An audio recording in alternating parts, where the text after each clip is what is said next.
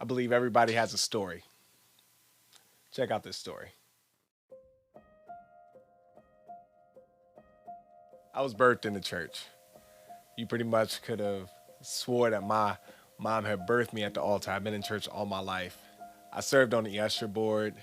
I was on the choir, and then I ended up becoming a musician. And then, things just kind of took off from there.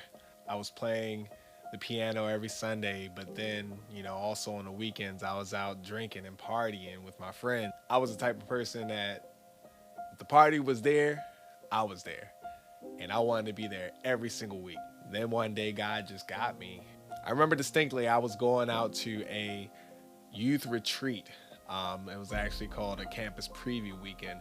And that's where I really encountered God. I had seen people who were actually younger than me, but really like deeply praising and worshiping God. And I remember wanting that. And I was just like, dude, man, like this, if I could just live in this all the time. And I found out that I could.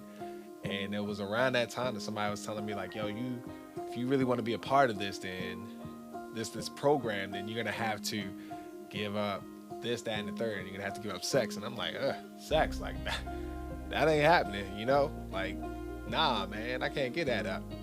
And the dude was like, yeah, man, I've been doing this for 2 years. Like, you can do it. And I was like, nah, you got the wrong one, bro. And little did I know that a few weeks later, God was going to speak to me in the midst of me having sex and tell me that I need to stop. When he spoke it to me while I was having sex, I just knew. I was like, no, this is it. I woke up the next morning, I told the girl I was having sex with, I was like, nah, yo, I can't do this anymore. God's calling me to something higher. 2 weeks prior to that, God had told me that I had to stop drinking, and that just cut off. But when he spoke to me that day, I knew God was calling me to something different. And ever since then, I had started my walk of celibacy.